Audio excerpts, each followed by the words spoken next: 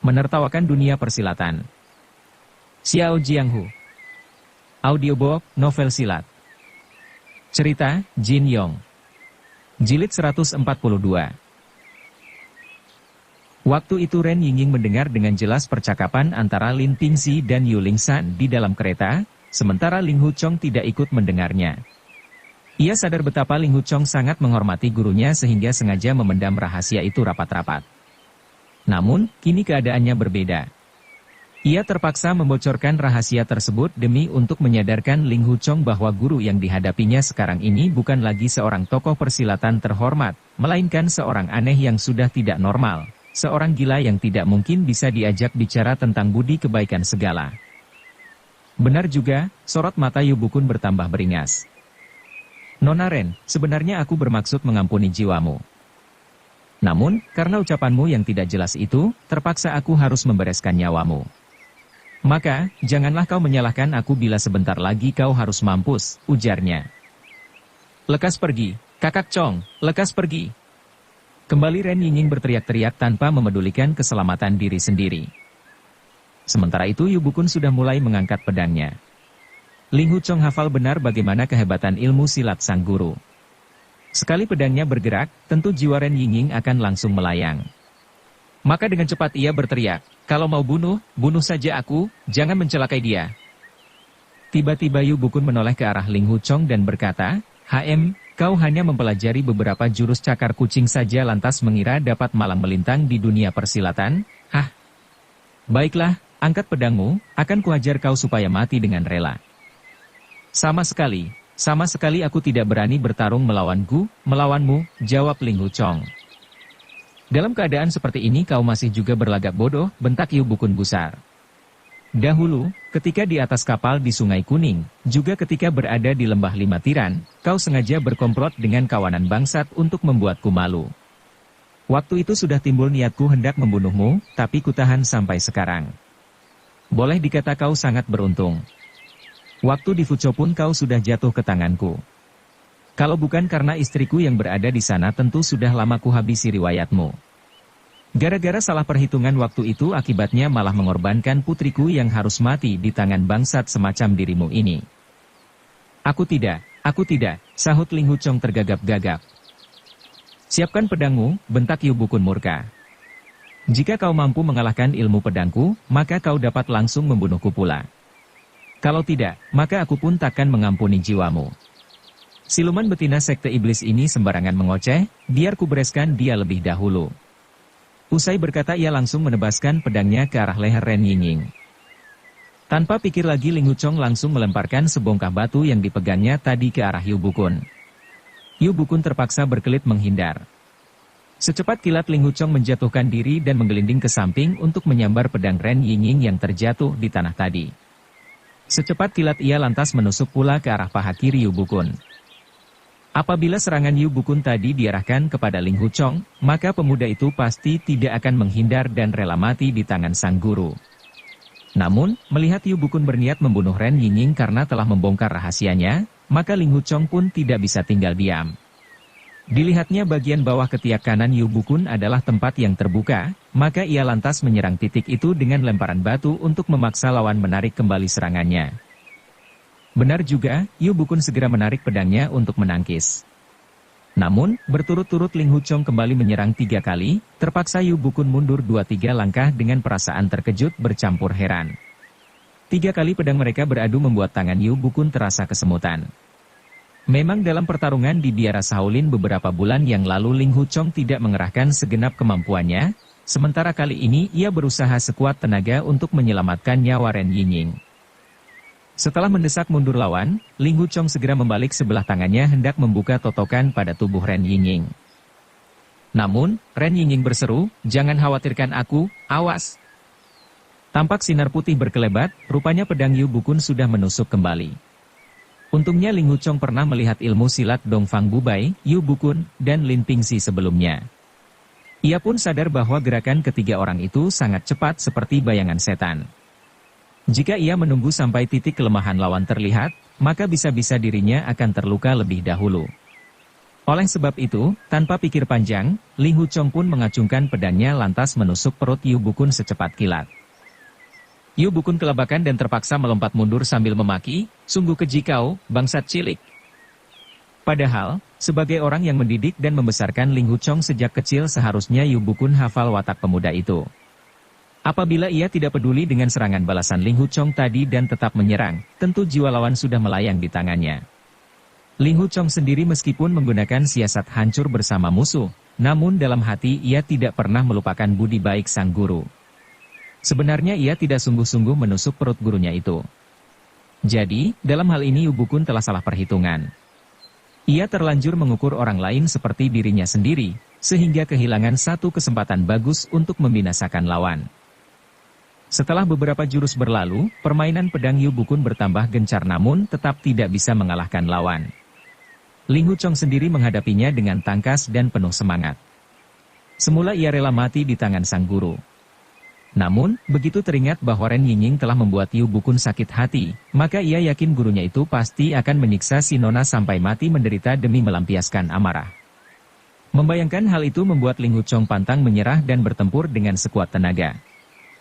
Puluhan jurus telah terlewati. Serangan Yu Bukun tampak bertambah rumit. Ling Huchong menghadapi itu semua dengan memusatkan perhatiannya. Lambat laun pikirannya menjadi terbuka, dan bertambah paham pula. Yang dipandangnya kali ini hanyalah titik ujung pedang sang guru saja, sementara yang lainnya sudah tidak ia pedulikan lagi. Rupanya intisari 9 jurus pedang dugu yang ia mainkan adalah, semakin kuat pihak musuh semakin kuat pula diri sendiri.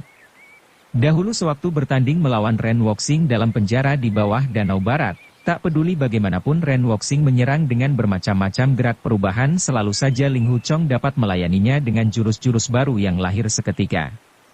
Padahal, ilmu silat Ren Wuxing boleh dikata jarang ada bandingannya, namun ia harus mengakui kehebatan dan kecerdasan Ling Huchong. Kini Ling Huchong sudah berhasil pula mendalami jurus penyedot bintang, membuat kekuatan tenaga dalamnya sukar diukur lagi. Sebaliknya, jurus pedang penakluk iblis meski aneh, namun baru beberapa bulan saja dipelajari oleh Yu Bukun.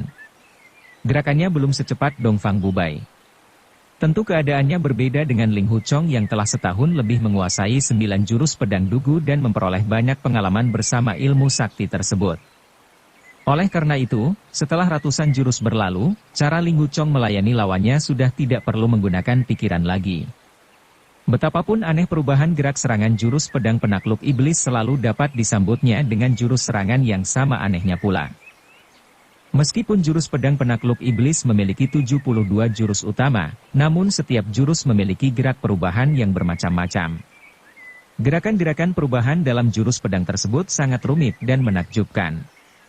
Jika orang lain yang menghadapinya pasti akan mati seketika, atau mungkin mati pusing karena kebingungan. Sebaliknya, meskipun 9 jurus pedang dugu hanya memiliki 9 jurus utama saja, namun masing-masing tidak memiliki gerak perubahan yang pasti dan terikat. Ilmu pedang ini secara alami bergerak mengikuti kehebatan lawan. Jika lawan memainkan satu jurus, maka ia pun menghadapinya dengan satu jurus pula. Dan apabila lawan memainkan 1000 jurus, maka ia pun mampu melayaninya dengan 1000 jurus pula. Dalam pandangan Yu Bukun kali ini gerak pedang Ling Huchong dirasakannya jauh lebih rumit daripada gerak serangannya. Rasanya sekalipun bertempur 3 hari 3 malam juga tetap akan lahir jurus-jurus baru dari tangan Ling Huchong untuk melayaninya. Karena berpikir demikian seketika timbul rasa gentar di dalam hati Yu Bukun. Ia pun berpikir, siluman betina sekte iblis ini telah membongkar rahasiaku. Bila hari ini aku tidak dapat membereskan mereka, kelak cerita tentang diriku tentu akan tersiar luas di kalangan persilatan. Lantas, apakah aku masih punya muka untuk menjabat sebagai ketua perguruan 5 gunung lagi? Sepertinya segala rencana yang kurancang sekian lama akan hancur seluruhnya. Si keparat Lin Pingzi telah membocorkan rahasiaku kepada siluman betina ini. Entah apa yang harus kulakukan untuk mencegah aib ini agar tidak tersebar luas? Karena merasa gelisah, serangan-serangannya pun bertambah ganas. Akan tetapi, pikiran yang kacau membuat kecepatan pedangnya agak menurun pula. Padahal, keistimewaan jurus pedang penakluk iblis adalah mengandalkan kecepatan untuk mengalahkan lawan. Maka, jika ratusan jurus telah berlalu dan tidak bisa mengalahkan lawan, dengan sendirinya semangat dari jurus pedang sehebat apapun pasti akan berkurang. Sebaliknya, pikiran Ling Wuchong lebih terbuka dan ia mampu melihat celah kelemahan pada jurus lawan. Keistimewaan utama 9 jurus pedang dugu adalah kehebatannya dalam mengincar titik-titik kelemahan ilmu silat lawan. Bagaimanapun serangannya, apapun senjatanya, setiap jurus pasti memiliki celah kelemahan dan inilah yang selalu diincar dengan baik oleh 9 jurus pedang dugu. Sekali celah kelemahan itu berhasil dimasuki, maka kemenangan sudah pasti dapat berada di tangan. Dalam pertempuran di tebing kayu hitam waktu itu, Ling Wuchong bertarung melawan Dongfang Bubai yang hanya bersenjatakan sebatang jarum sulam. Meskipun pada gerakan Dongfang Bubai terlihat adanya celah kelemahan, namun karena kecepatannya yang luar biasa membuat Ling Wuchong tidak mampu melancarkan serangan dengan tepat. Setiap kali ia menusukkan pedang, lawannya itu telah berganti jurus yang baru, sehingga kelemahan yang tadi langsung tertutup dengan sendirinya. Selanjutnya, Ling Wuchong juga menyaksikan bagaimana Yu Bukun bertarung melawan Zhuo Lengchan di puncak Songshan, serta bagaimana Lin Pingxi membunuh Yu Changhai dan Mo Gaofeng. Akhir-akhir ini ia berusaha keras memikirkan bagaimana cara untuk mematahkan jurus pedang penakluk iblis tersebut, namun selalu saja ada satu kesimpulan membayanginya, yaitu jurus pedang ini sangat-sangat cepat. Setiap kali satu celah kelemahan dalam suatu jurus dapat diincar selalu saja terlewatkan dan jurus yang lain pun menyusul datang. Kini pertarungan Ling Wuchong dan Yu Bukun itu telah berlangsung mendekati 200 jurus. Ling Wuchong sempat melihat celah terbuka pada ketiak kanan Yu Bukun ketika lawannya itu mengangkat pedang. Seketika Ling Wuchong teringat bahwa jurus ini sudah digunakan oleh Yu Bukun sebelumnya. Setelah beberapa gerakan terlewati, lagi-lagi Yu Bukun memperlihatkan titik kelemahan pada pinggang kirinya. Jurus ini pun sudah digunakan Yu Bukun sebelumnya. Rupanya rangkaian jurus pedang penakluk iblis telah habis dan terpaksa harus diulangi lagi dari awal.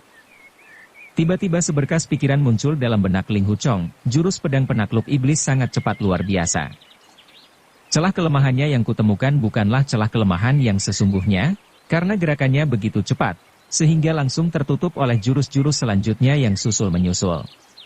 Tapi, pada akhirnya aku berhasil menemukan celah kelemahan yang sebenarnya, yaitu ketika jurus ini diulangi dari awal. Dalam dunia persilatan, ilmu pedang aliran manapun, meski bagaimanapun hebatnya, serta betapapun banyak jurus-jurusnya, tetap saja pasti akan berakhir. Apabila musuh belum bisa dirobohkan mau tidak mau rangkaian jurus tersebut harus diulangi kembali dari awal. Namun demikian, seorang jago silat papan atas pasti memiliki banyak jurus cadangan sehingga tidak mudah untuk dikalahkan lawan. Akan tetapi, dalam hal ini Yu Bukun sudah kehabisan akal. Ia sadar tidak bisa menggunakan jurus pedang perguruan Huashan ataupun 4 perguruan yang lain karena semuanya sudah dikenal dengan baik oleh Ling Wuchong. Satu-satunya yang ia andalkan kini hanyalah jurus pedang penakluk iblis dan itu pun harus diulangi lagi dari awal. Melihat datangnya kesempatan untuk meraih kemenangan, tanpa terasa Ling Wuchong tampak tersenyum senang. Melihat ujung bibir lawan sekilas tertarik ke atas membuat Yu Bukun menjadi penasaran. Mengapa bangsat cilik ini tersenyum? Apakah dia sudah menemukan jalan untuk mengalahkan diriku, pikirnya kemudian. Maka, ia lantas mengerahkan segenap tenaga dalam dan kemudian mendesak maju serta mundur sekaligus. Secepat kilat ia sudah mengelilingi tubuh Ling Wuchong dengan rapat. Serangannya pun bertambah gencar dan membadai. Betapa cepat Yu Bukun berputar membuat Ren Yingying yang tergeletak di tanah tidak dapat melihat dengan jelas kemana serangannya itu ditujukan. Lambat laun ia merasa pusing dan mual pula seperti orang yang sedang mabuk laut. Setelah lebih dari 30 jurus berlalu, tampak jari tangan kiri Yu Bukun menunjuk ke depan. Pedangnya di tangan kanan pun ditarik. Ling Wuchong paham bahwa ini adalah awal dari rangkaian jurus pedang penakluk iblis yang akan diulangi lagi untuk yang ketiga kalinya. Setelah bertarung sekian lama, diam-diam Ling Wuchong merasa lelah karena ia baru sembuh dari sakit akibat luka parah tempo hari. Namun, ia sadar bahwa keadaan begitu gawat. Di bawah serangan Yu Bukun yang gencar dan cepat itu, sedikit saja lengah pasti jiwanya akan melayang, bahkan Ren Yingying akan ikut menjadi korban pula. Oleh sebab itulah ketika melihat serangan lawan hendak diulangi, segera ia mendahului menusuk ke bawah ketiak kanan Yu Bukun. Tempat yang diincarnya tepat merupakan titik kelemahan jurus serangan Yu Bukun itu. Rupanya gerakan demikian inilah yang ditemukan Ling Hu Chong untuk mengalahkan jurus pedang penakluk iblis, yaitu menyerang titik kelemahan musuh sebelum melancarkan serangannya. Maka, sebelum Yu Bukun sempat mengganti jurus yang lain, tahu-tahu ujung pedang lawan sudah menyambar tiba. Seketika Yu Bukun menjerit terkejut, suaranya penuh rasa tidak percaya, gusar dan putus asa pula. Saat itu ujung pedang Ling Hu Chong sudah berada di bawah ketiak lawan. Sedikit saja didorong ke depan, tentu tubuh Yu Bukun akan tertembus. Namun begitu mendengar jeritan tajam Yu Bukun itu, seketika ia pun sadar, "Ah, kenapa aku sampai lupa diri? Dia ini guruku, mana boleh aku mencelakainya?" Segera ia pun menahan pedangnya dan berkata, "Kalah atau menang sudah jelas. Bagaimana kalau kita sudahi saja pertandingan ini? Yang paling penting adalah nolong ibu guru." "Baiklah. Aku mengaku kalah," jawab Yu Bukun dengan muka pucat seperti mayat. Pesan terakhir sang ibu. Tanpa pikir panjang Ling Hu Chong lantas membuang pedangnya dan bergegas menghampiri Ren Yingying. Di luar dugaan, tiba-tiba Yu Bukun berseru sekali, kemudian pedangnya menyambar secepat kilat mengarah ke pinggang kiri pemuda itu. Tempat yang diincar ini sungguh berbahaya. Dalam keadaan terkejut Ling Hu Chong bermaksud segera memungut kembali pedangnya namun sudah terlambat. Pedang Yu Bukun lebih dulu menancap di belakang pinggangnya. Untungnya tenaga dalam Ling Hu Chong sangat bagus. Seketika otot pinggangnya mengkerut untuk melawan sehingga serangan tersebut tidak sampai menusuk terlalu dalam. Yu Bukun tampak gembira. Dicabutnya pedang itu dan kembali ia menebas ke bawah. Lekas-lekas Ling Hu Chong menjatuhkan diri dan menggelindingkan tubuhnya. Namun, Yu Bukun terus saja mengejar dan kembali mengayunkan pedangnya dari atas ke bawah. Untung Ling Hu Chong sempat mengelak lagi, sehingga serangan Yu Bukun itu hanya mengenai tanah, namun selisih beberapa senti saja dari kepalanya. Sambil menyeringai bengis, Yu Bukun kembali mengangkat pedangnya. Kali ini ia melangkah maju dan dengan sekali tebas kepala Ling Hu Chong pasti akan terpenggal. Dalam keadaan genting itu, tiba-tiba sebelah kakinya menginjak tempat lunak. Tubuhnya langsung terjerumus jatuh ke bawah. Ia bermaksud melompat ke atas dengan ilmu meringankan tubuhnya yang tinggi, namun saat itu langit dan bumi terasa seperti berputar-putar. Selanjutnya ia pun jatuh tak sadarkan diri. Rupanya Yu Bukun telah jatuh terjerumus ke dalam lubang perangkap yang digali para anggota sekte iblis tadi. Ling Hu Chong benar-benar lolos dari lubang jarum. Hampir saja ia mati konyol oleh serangan di luar dugaan tadi. Perlahan-lahan ia merangkak bangun sambil mendekap luka di pinggang belakangnya.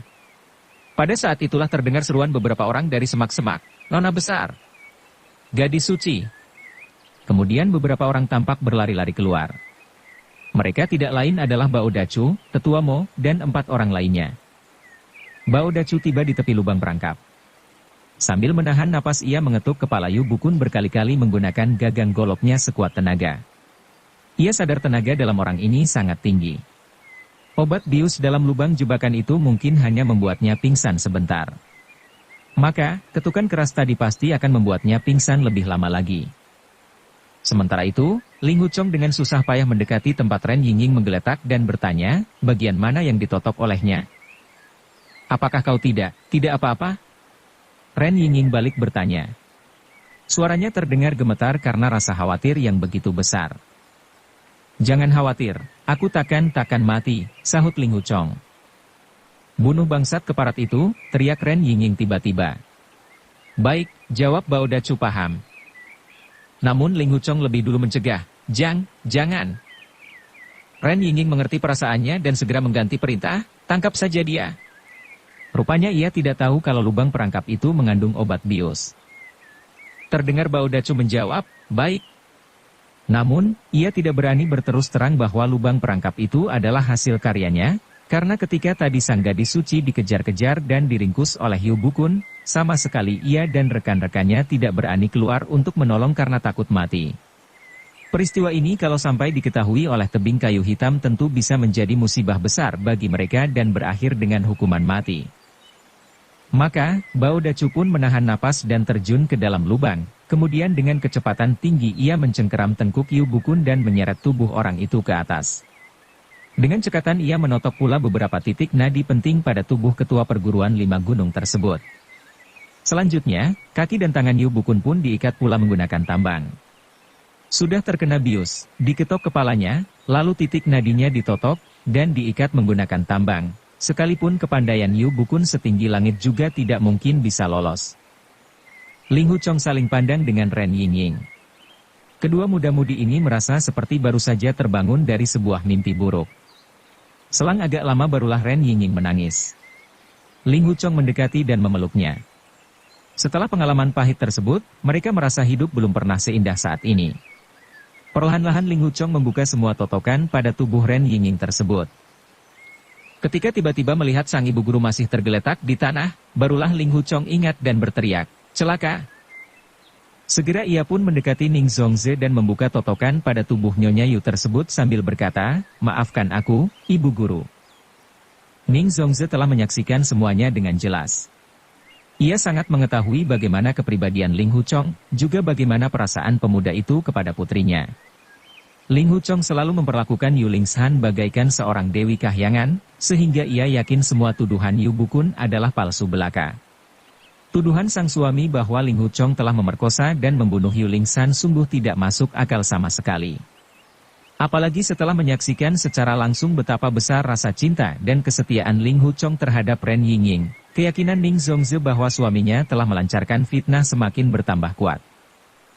Ning Zongze juga menyaksikan dengan mata kepala sendiri bagaimana suaminya telah dikalahkan oleh Ling Huchong, namun pemuda itu tidak tega menyerang lebih lanjut.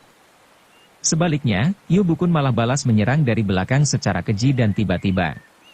Padahal, golongan hitam sekalipun tidak sudi melakukan perbuatan serendah ini, namun seorang ketua perguruan 5 gunung yang terhormat ternyata tega berbuat demikian. Sungguh memalukan, sungguh memuakkan. Dalam keadaan putus asa Ning Zongze bertanya lirih, "Chong Er, apakah benar Shan Er telah dibunuh oleh Lin Pingxi?" Ling Huchong menjadi pilu, air matanya pun jatuh bercucuran. "Murid, aku, sahutnya tersedu-sedu. Dia tidak sudi menganggapmu sebagai murid, tapi aku masih tetap mengakuimu sebagai murid," ujar Ning Zongze. "Jika kau tidak keberatan, maka aku dapat tetap menjadi ibu gurumu." Ling Huchong sangat terharu. Ia pun menyembah sambil berseru, "Ibu guru! Ibu guru!" Perlahan-lahan Ning Zongze membelai rambut Ling Huchong sambil mengalirkan air mata. Dengan lirih ia berkata, "Apakah yang dikatakan Nona Ren benar? Apakah Lin Pingxi telah berhasil menguasai jurus pedang penakluk iblis dan bergabung dengan Zuo Lengchan pula? Dan apakah benar dia juga membunuh Shan Er?" "Benar," sahut Ling Huchong.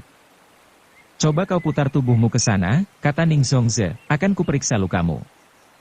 "Baik," jawab Ling Huchong sambil memutar tubuhnya. Ning Zongze lantas menyobek baju bagian punggung pemuda itu, kemudian menotok urat nadinya untuk menghentikan pendarahan.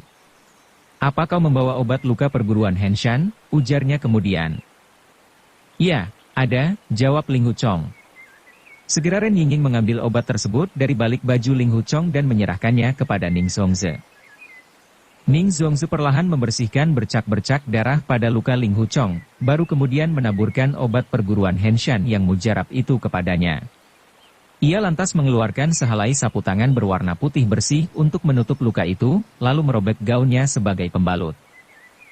Ling Huchong selalu menganggap Ning Zongze seperti ibu kandung sendiri, sehingga perlakuan tersebut membuat hatinya merasa sangat nyaman dan terharu. Rasa sakit pada lukanya sampai-sampai terlupakan. "Kelak tugas membunuh Lin Pingxi untuk membalaskan sakit hati Shan Er menjadi tanggung jawabmu," kata Ning Zongze kemudian. "Tapi adik kecil telah meninggalkan wasiat sebelum meninggal. Ia berpesan agar aku melindungi Lin Pingxi. Permintaan terakhirnya itu terpaksa kusanggupi, maka urusan ini sungguh membuatku sulit," jawab Ling Huchong.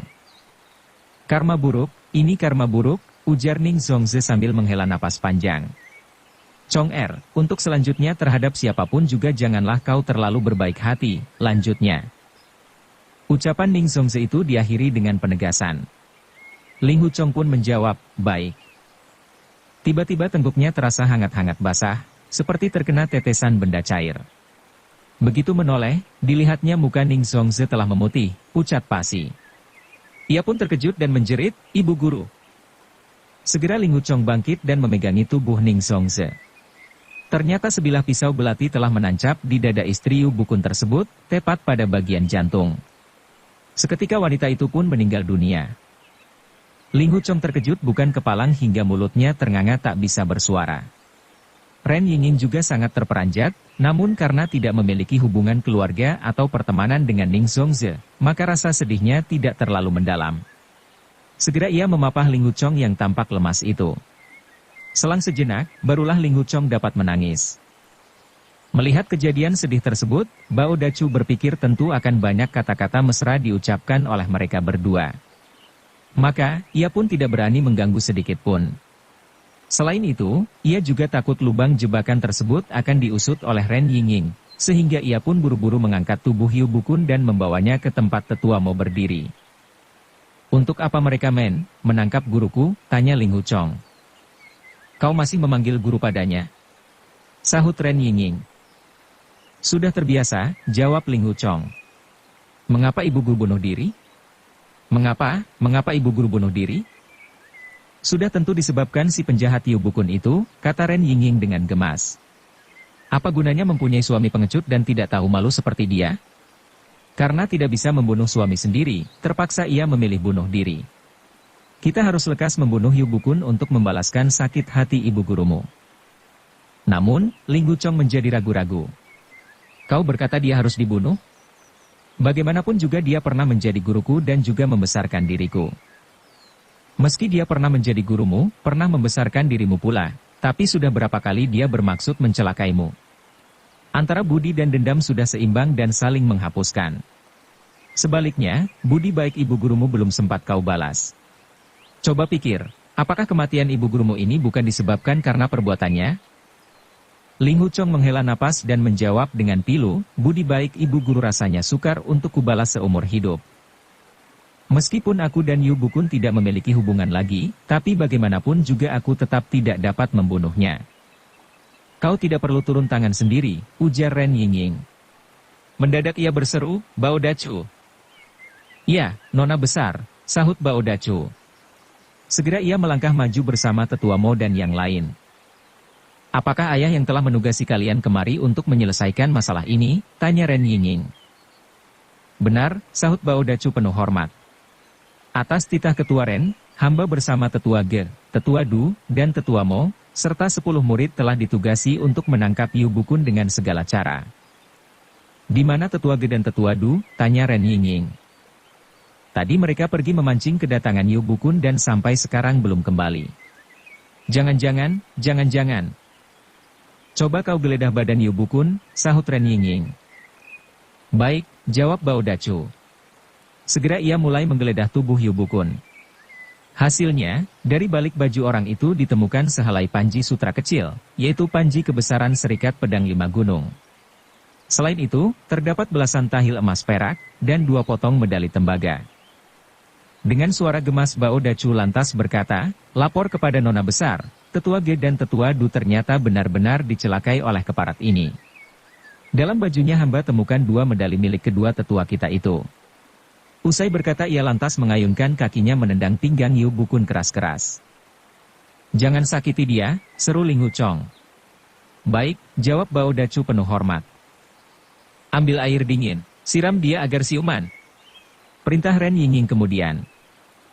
Tetua Mo lantas membuka kantong air yang tergantung di pinggangnya dan menyiramkan isinya ke muka Yu Bukun. Sejenak kemudian, Yu Bukun membuka matanya sambil bersuara kesakitan di bagian pinggang dan kepala. Ren Yingying berkata, "Orang bermarga Yu, apakah kau telah membunuh kedua tetua kami?" Bao Dachu tampak membentur-benturkan kedua medali tembaga yang dipegangnya itu hingga mengeluarkan suara nyaring. Menyadari dirinya berada di bawah cengkeraman musuh dan tidak bisa lolos dari kematian, Yu Bukun pun memaki dengan lantang, "Memang aku yang telah membunuh mereka. Semua anggota Sekte Iblis adalah penjahat. Setiap orang berhak membunuhnya." Bao Dachu merasa gusar dan bermaksud menendang lagi. Namun, begitu teringat larangan Ling Hu Chong tadi ia pun mengurungkan niatnya.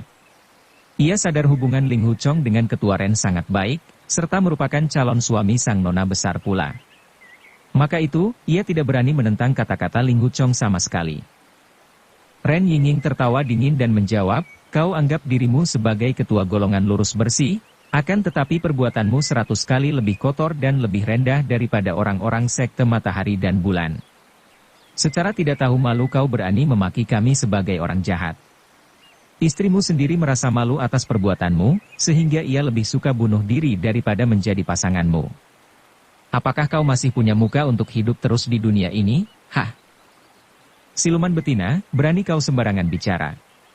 Jelas-jelas istriku dibunuh olehmu, tapi kau mengatakan ia bunuh diri, Damprat Yubukun. Coba dengarkan itu, Kakak Chong. Ucapannya sungguh tidak tahu malu, kata Ren Yingying. Yingying, aku ingin memohon sesuatu padamu, kata Ling Huchong. Aku tahu kau hendak memintaku agar melepaskan dia. Pepatah mengatakan, meringkus harimau lebih mudah daripada melepas harimau, sahut Ren Yingying.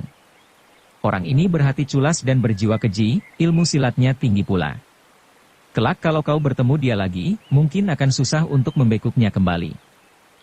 Ling Huchong menjawab, mulai hari ini hubunganku dengannya sebagai murid dan guru sudah putus. Semua ilmu pedangnya juga telah kupahami. Jika dia berani mencari perkara denganku, maka aku pun tidak akan segan-segan lagi kepadanya. Ren Yingying paham Ling Huchong pasti tidak mengizinkannya untuk membunuh Yubukun. Asalkan sekarang Ling Huchong benar-benar memutuskan segala hubungan dengan Yubukun, maka bila bertemu lagi juga tidak perlu gentar. Segera ia pun menjawab, baiklah, hari ini kita bisa mengampuni jiwanya. Nah, Tetua Bao dan Tetua Mo, selanjutnya kalian bisa sebarkan berita ini di kalangan persilatan bahwa Yubukun telah berhasil kita bekuk, lalu kita ampuni jiwanya. Sampaikan pula bahwa Yubukun telah rela membuat cacat dirinya sendiri demi untuk mempelajari jurus pedang penakluk iblis. Sekarang dia bukan seorang laki-laki, juga bukan seorang perempuan. Sebarkan berita ini supaya diketahui oleh para kesatria di seluruh jagat. Serentak Bao Dacu dan Tetua Mo mengiyakan dan menyanggupi perintah tersebut.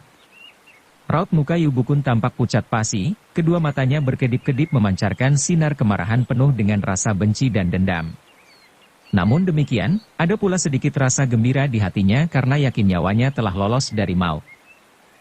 Ren Yingying berkata, "HM, kau benci padaku, memangnya aku takut padamu?"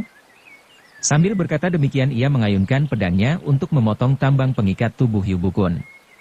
Didekatinya tawanan itu dan dibukanya sebuah totokan di bagian punggung. Lalu tangan kanannya menahan mulut ketua perguruan 5 gunung tersebut, sementara tangan kiri menepuk perlahan di belakang kepalanya. Tanpa kuasa Yubukun membuka mulut dan tahu-tahu Ren Yingying telah memasukkan semacam pil ke dalam mulutnya. Selama melakukan perbuatan tersebut, Ren Yingying selalu membelakangi Ling Huchong sehingga Ling Huchong tidak bisa melihat dengan jelas bahwa gadis itu telah memasukkan pil ke dalam mulut gurunya. Yang dilihatnya hanyalah tambang pengikat tubuh sang guru telah dibuka dan itu membuat hatinya senang. Ren Yingying lantas memencet hidung Yubukun hingga sulit bernapas. Terpaksa Yubukun harus membuka mulut untuk menghirup udara. Tanpa ampun Ren Yingying lantas mengerahkan tenaga dalam untuk mendorong pil di dalam mulut Yubukun itu sehingga masuk ke dalam perut bersama aliran napas. Yubukun gemetar membayangkan pil yang telah masuk ke dalam perutnya itu adalah pil pembusuk otak, obat ajaib yang sangat keji milik sekte iblis. Ia pernah mendengar barang siapa menelan pil tersebut maka setiap tahun pada perayaan Hari Raya Perahu Naga ia harus memakan obat penawarnya yang terdapat di tebing kayu hitam. Karena jika tidak, maka kuman dalam pil tersebut akan bekerja dan menggerogoti otak orang itu. Tentu akibatnya sungguh mengerikan. Orang itu akan menjadi gila dan menyiksa diri sendiri. Meski orang itu sangat cerdas dan sabar dalam menghadapi setiap masalah, namun tidak mungkin ia sanggup bertahan menghadapi serangan kuman pil pembusuk otak. Jika otaknya sudah mulai digerogoti oleh kuman-kuman itu, maka hal pertama yang ia lakukan pasti mencakari wajah sendiri. Membayangkan itu semua membuat Yubukun yang biasanya licin dan tenang, tiba-tiba berubah gemetar dan tubuhnya basah kuyup oleh keringat dingin. Ren Yingying lantas berpaling kepada Ling Huchong dan berkata, "Kakak Chong, totokan Tetua Bao tadi agak berat, tapi kini sudah kubuka semuanya. Hanya saja, ada 2 titik yang butuh beberapa saat lagi baru benar-benar bisa terbuka. Setelah itu baru dia dapat berjalan kembali." "Terima kasih banyak padamu," sahut Ling Huchong. Dalam hati Ren Yingying merasa geli karena pemuda itu tidak tahu apa yang telah diperbuatnya terhadap Yubukun tadi. Namun bagaimanapun juga itu semua adalah demi kebaikan dan keselamatan sang kekasih hati. Selang sejenak, Ren Yingying yakin pil tadi telah dicerna dalam perut Yubukun dan tidak mungkin dimuntahkan keluar. Saat itu barulah ia melancarkan kembali 2 titik nadi Bukun yang tertotok sambil berbisik. Setiap tahun pada hari raya Perahu Naga kau bisa datang ke tebing kayu hitam. Di sana aku akan memberikan obat penawarnya padamu. Bisikan itu membuat Yu Bukun semakin yakin bahwa obat yang ditelannya tadi memang benar-benar pil pembusuk otak. Tanpa kuasa badannya menjadi gemetar.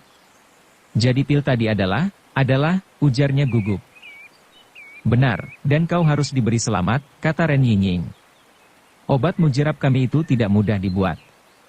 Dalam agama kami hanya tokoh-tokoh utama yang berkedudukan tinggi dan berkepandaian tinggi saja yang memenuhi syarat untuk menelan obat dewa itu. Betul tidak, Tetua Bao? Betul sekali, sahut Bao Dacu. Atas kemurahan hati Ketua Ren, maka hamba berkesempatan menelan obat dewa tersebut. Oleh sebab itu, selamanya hamba sangat setia dan tunduk kepada Ketua Ren. Bahkan sejak itu, Ketua Ren juga semakin menaruh kepercayaan penuh kepada hamba. Sungguh tiada terkatakan manfaat obat dewa tersebut. Ling Huchong terkejut dan berkata, "Hei, kau memberikan pil?" "Ah, mungkin karena dia terlalu lapar sehingga memakan barang apapun yang dilihatnya," kata Ren Yingying dengan tersenyum. "Nah, Yu Bukun, selanjutnya kau harus berusaha membela dan mendukung kepentingan Kakak Chong dan aku. Hal ini tentu akan bermanfaat untukmu." Sungguh tak terlukiskan bagaimana rasa benci Yu Bukun. Ia berpikir, jika siluman betina ini kebetulan mengalami celaka atau dibunuh orang, maka yang akan ikut mati konyol tentulah diriku sendiri. Bahkan, kalau dia hanya terluka parah sehingga tidak dapat pulang ke tebing kayu hitam pada hari raya Perahu Naga juga sudah cukup menyusahkan diriku. Kalau sudah demikian, kemana lagi aku harus mencarinya? Membayangkan hal ini membuat hatinya khawatir dan badan kembali gemetar. Sementara itu, Ling Huchong menghela napas dan merenung, pada dasarnya Yingying berasal dari golongan hitam sehingga tingkah lakunya pun agak-agak aneh pula. Tapi apa yang diperbuatnya itu sesungguhnya demi kebaikanku juga. Aku tidak mungkin menyalahkan dia. Tetua Bao, ujar Ren Yingying kemudian. Kau pulanglah lebih dulu ke tebing kayu hitam dan melapor kepada ketua. Katakan bahwa ketua perguruan 5 gunung yang terhormat, Yu Bukun alias Tuan Yu Si Pedang Budiman, kini telah masuk agama kita dengan sukarela dan setulus hati. Obat dewa milik ketua juga sudah ditelannya, sehingga dia tidak mungkin berkhianat lagi. Sebenarnya Bao Dacu sedang bingung karena ia ditugasi sang ketua untuk menangkap Yu Bukun entah bagaimana caranya. Sementara itu, di lain pihak ia juga takut kepada Ling Huchong yang meminta agar Yu Bukun dibebaskan.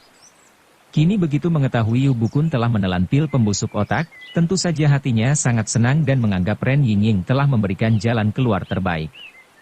Maka, mulutnya langsung mengeluarkan sanjung puji kepada sang tuan putri, Nona besar telah memenangkan pertempuran dengan bijaksana. Segala urusan menjadi lancar. Ketua Ren pasti sangat bahagia mendengarnya. Hidup ketua! Hidup Nona besar! Semoga ketua panjang umur, merajai dunia persilatan, melindungi rakyat jelata. Ren Yingying berkata, karena Tuan Yu sudah masuk menjadi anggota agama kita, maka mengenai hal-hal yang merugikan nama baiknya tidak perlu lagi kalian siarkan di dunia persilatan.